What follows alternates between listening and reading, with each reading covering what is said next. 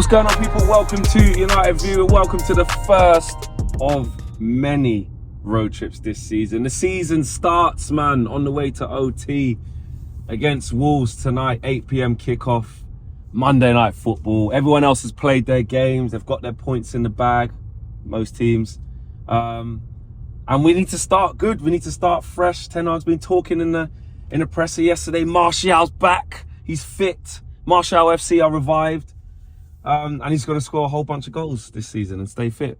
You know what I mean? That's what's going to happen. So, yeah, I'm excited, man. I was just literally saying to Josh, it's mad how quickly everything comes back around. It feels like just the other day we were in Barcelona or in Seville or, you know, wherever else did we go to, in Betis and all these other places. Seemed like just the other day. Carabao Cup happened. You know, so many things happened. Christmas time, the World Cup paused. And Josh is always like, yeah, it's basically the end of the season already. And tour been gone already. And now we're here, another season beckons, man. And you know what? Like I said on the show today with Owen, I've battled with this for a bit, but I'm actually excited. I'm excited to see where we're at, how much we're going to improve by, because I think we will improve.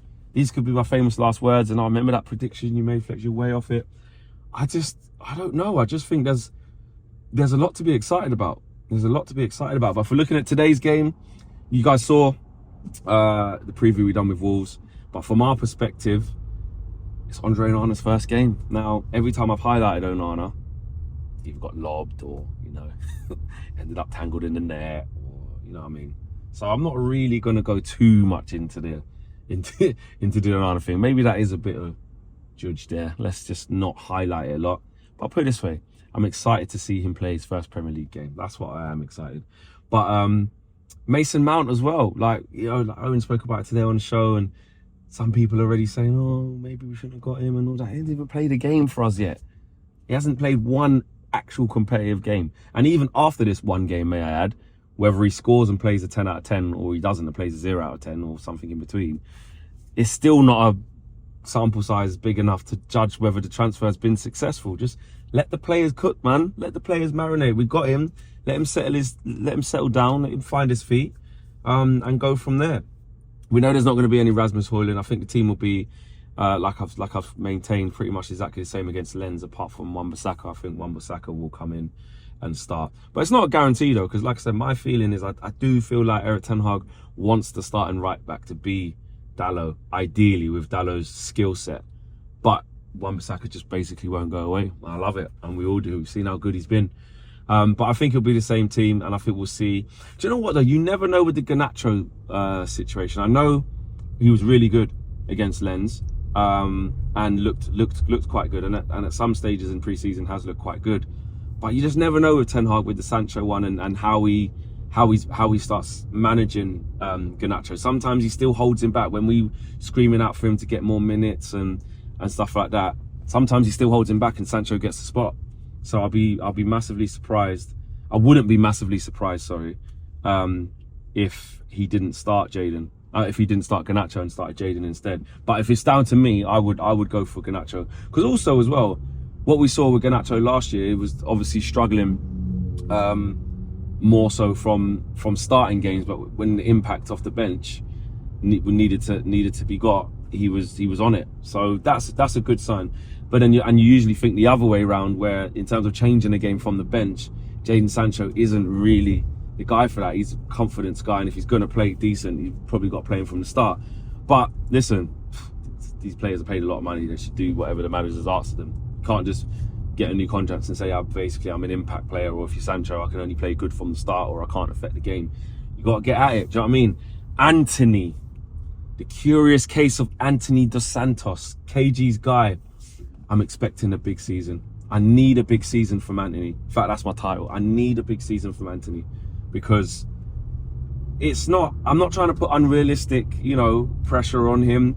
I know that the price tag is not his fault, but we did pay 80 million. And I think last year showed the good bits about him, the things that we know, you know, that he's good at and that we need in the squad. But also it showed a lot of things that he needs to work on, which also is natural for his first season. He's still young. And he had to adapt as well. First season's now under the belt. He's had that 1 year's grace. He's had, I know there were a lot of changes last year, but he's also had he's arrived with Ten Hag, and Ten Hag brought calmness. Ten Hag brought stability last year. He brought organisation, and this person's just blocking up the whole road. You're welcome. Ten Hag brought all of those things, so it wasn't like the other players where they've gone from the Oli situation and Rangnick, all the chaos. Then last year, he knows Ten Hag inside out. So I am giving him a little bit more of a push to say, you're more acquainted with Erik Ten Hag's demands than a lot of other players are.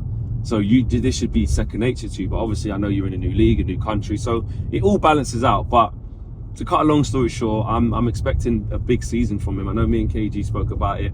He said about the numbers that he expects from certain players. It doesn't necessarily have to be numbers. Like I said, if he's playing well and the team's playing better and we're creating more chances as a result of it, hence we're scoring more goals, I don't mind if he isn't the one scoring all the goals or assisting. But if he does his job to the best of his ability and does what he's been brought to do, the natural byproduct of that is he will have more goals, he will have more assists or goal involvements. Do you know what I mean? So yeah, this is the season where I'm really looking out for Antony, wanting him to kick on. And Marcus Rashford as well, man.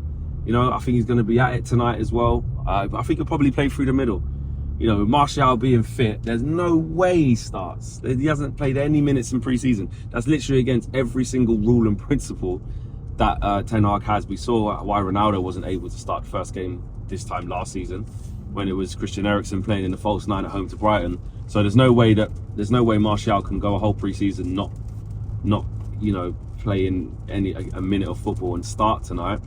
But he might be able to come off the bench, you know, because he has been training since like the second game on tour, I think it was. So it's a bit different because Ronaldo wasn't even there. At least Martial has been there and has been training, etc., etc. So I think that we'll see him come off the bench, and I don't know. I kind of stand by what I said this morning, but for some reason now you got to remember the load is a lot lighter on Martial. It's still not a good position, and it's still ridiculous that he keeps getting injured, and at some point will inevitably get injured again. I'm not saying that won't happen, but what I'm saying is because the load is lighter, doesn't have to start games, doesn't even have to play long, because once Højlund is there, you got Højlund, you got Rashi, and obviously Erik Ten Hag's spoken about Sancho, who can play in the 9. I don't think he'll get that much time there, but said he can play there. It means that Martial can literally, he can just be the full backup guy. Come on 20 minutes, or start a game or two here or there, come off after 60, 70 minutes. Now, obviously that's still an issue because you're paying him big money. If I want to be able to play you for 90 minutes, mate, then I should be able to. Do you know what I mean? So that is still an issue. But I just think with the load off him, I don't know. I just got a feeling that he's not going to do too badly. He's not going to do too badly. So yeah, let's have it. Casemiro looked a little bit. At some moments in pre-season looked really good. Other times looked a bit leggy, but he's just saving it. He's just saving it, ready for the season to start. It goes to Rafe the Phantom next to Martinez. Come on, that's what it is. So I'm expecting a comfortable win, to be honest with you. We should be winning comfortably, but as we've seen with some of the other games in week 1, the performance haven't matched the anticipation. So yeah, I think I said 3-1 in the podcast in the prediction. So I'll stick with that. 3-1 I'm going to go with. Manchester United win. We'll be outside the ground straight afterwards for reaction. And remember, members, you can join the full-time view straight after the game with Owen. So you can get a chance to call in. It'll be live for about an hour, maybe just over that. Get call in, have your say, but you do need to be a member to do that. It's one of the biggest perks of being a member, especially on match days. You can call in from anywhere in the world, have your say. And obviously KG will be with the crew down at UVHQ as well, and they'll have reaction after the game as well. So make sure you tune in for the live match view with them, and stay tuned because the full-time view is with Owen after that, and then we will have our reactions from Old Trafford as well. And Marcel has confirmed to me he's going to be there. Kenny is going to be there. Charlie is going to be there, and I think so is Cam. So yeah, big up, and I'll see you guys then. Peace.